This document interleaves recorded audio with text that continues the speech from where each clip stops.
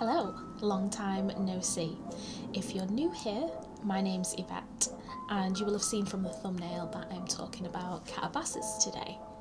Now, I think that's how you pronounce it. Now, I did start it the other day, so I'm on page 80, chapter 6, just about to start. And yeah, I got the special edition from Waterstone Scent.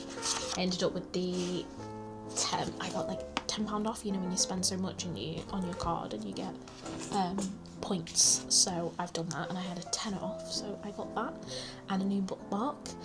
So yeah, I've started it. So far it's really good. I'm really enjoying it.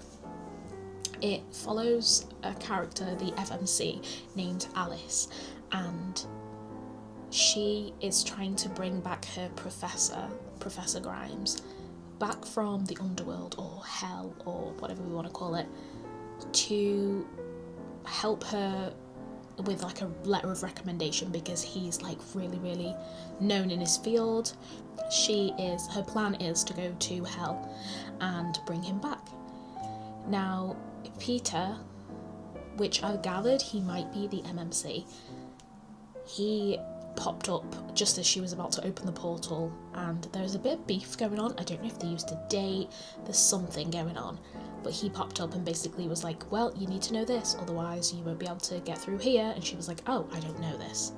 So he's gone along with her. So it's following Alice and Peter, who are trying to bring their professor back. So far, they climbed over this massive kind of scaled this mountain, and as they've realised that as they're carrying on going, everything behind them has just gone, so there's no way back. So that's currently where I'm up to, and it's really good. There's been a lot of controversy on TikTok. I've seen loads of people say basically if you don't understand the book you're stupid, and I was like, oh, rude. So if it gets further in and I don't understand it, figure me stupid, because I saw it ages ago, recommended. Obviously it only just came out, but I saw everybody putting that on their list, on their Goodreads list ages ago, so I was like, yeah, let me read the blurb and see what it's about, and I said, yeah, adding that to my list. I'm going to be feeling sad if I don't understand it by the end of the book. I'm going to be feeling super stupid. But let's hope not. Hello, so I guess a massive update. I have finished Katabasis, I think it's Katabasis. I finished the book, so I do want to talk about it a little bit, but not too much. I don't want to go into too much depth. One, because I'm probably part of the percentage of people that didn't understand some of it, so I don't want to offend the author or go into too much detail about the book, but I have finished it. Now, I absolutely loved, I think, like 80% of it. I read quite a lot of it, and then I had a break because I was going to see Hannah Bonham Young. If you've not seen that video, do go check it out.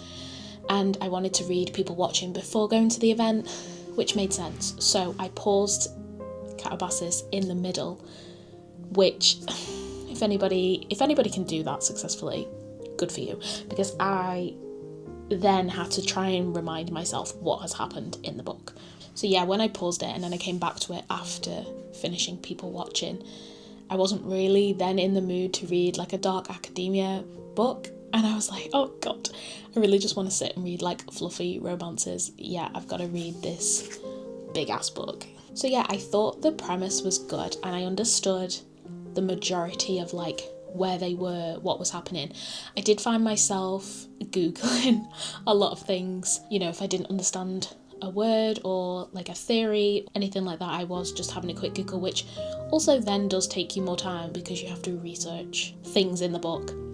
That being said, I know that a lot of people have said, you know, if you don't understand it, like, you're stupid. I actually don't think it's difficult to read at all. I don't think it's confusing. There is literally like maps in the back. One second. Yeah, so if you get the physical copy, there's Peter's map. He thinks hell looks like, and Alice's is like the page after on what they think it looks like. So there are maps. So when they were talking, I could flick to the back of the book and actually see what they were talking about. I think that's good to have. I think it's good to have a map, but I don't think I will be reading any other of the others' books. Maybe I just wasn't in the mood for a dark academia book. I mean, with it being autumn, I should kind of be in that mood, but I don't know. I wasn't feeling it towards the end, and I got a bit confused. So here's to say, please don't call me really stupid in the comments. I thought it ended really well, and I was happy. I don't want to spoil anything, so I was happy with the Grimes situation and the Peter situation. That came to a resolution. But I did have to be like, what happened in this chapter? I did have to do a quick Google, because I was like, didn't understand what that was. I think the book gave a good description into the mortal world and consequences and how, we should behave. It was quite an interesting take on how your life does affect you in the per se afterlife. There are scenes of self-sacrifice which I found really heartwarming and quite sad. I think there are a lot of paradoxes. From what I've read, people's reviews, there are a lot of paradoxes within the book, which, goes over my head. I think the book is really well written. I feel like it's written for people with PhDs. The majority of it is easy to understand. You're literally just following Alice and Peter as they go to try and get Professor Grimes out of hell. So I know there's been back and forth between the book, and I know people have either absolutely loved it 5 stars or have been kind of 2-star.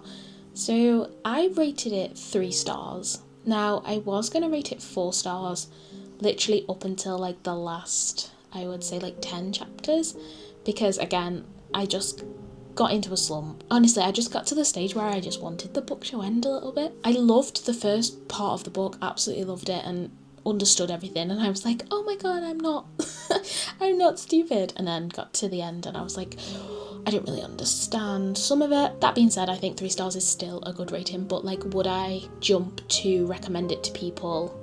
Would I recommend it to my friends? Probably not. Would I reread it? No. If you are interested in reading it, definitely read it. It's not, especially if you can read it all in one sitting, or if you're a dark academia lover.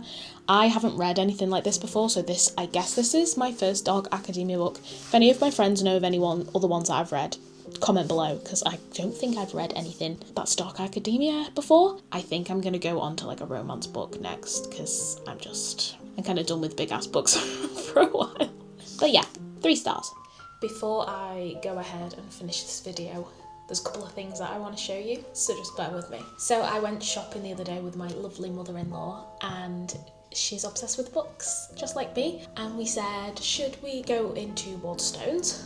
And then I checked my emails, and on that day it was Waterstones double stamp points. So it's kind of a no-brainer. You kind of have to go in at that point. I am one of those people that don't really like shopping in Waterstones because I think that it's super expensive. It has to be a special occasion, because let's be honest, it is super, super expensive. However, it was double stamp points. So I bought 2 books.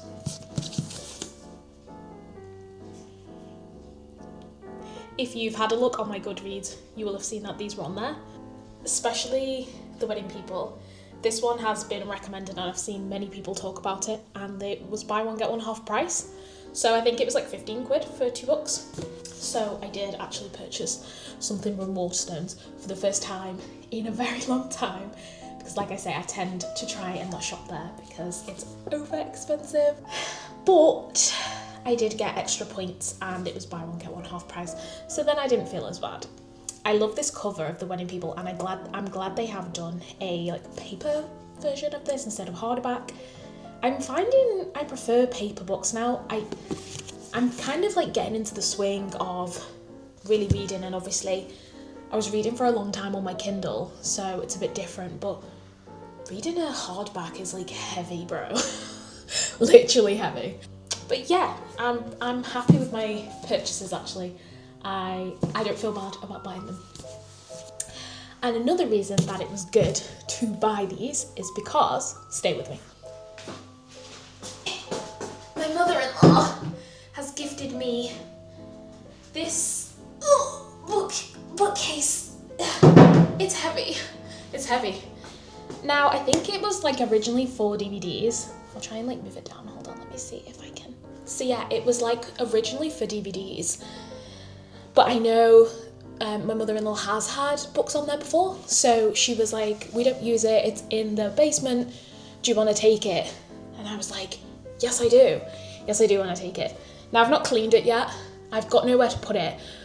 I am obviously going to put it in my office with my other books, but obviously when I eventually move into the front room and have my book room there, this is like the perfect wood to have there.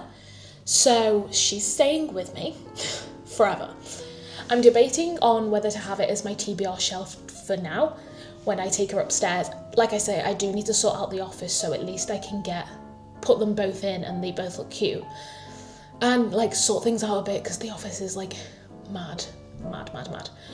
However, I am obsessed. So I've just got 2 new books and a new bookcase, which is like super tall. And I'm really happy with it. So yeah, I just thought I'd show you those quick little updates while I had them.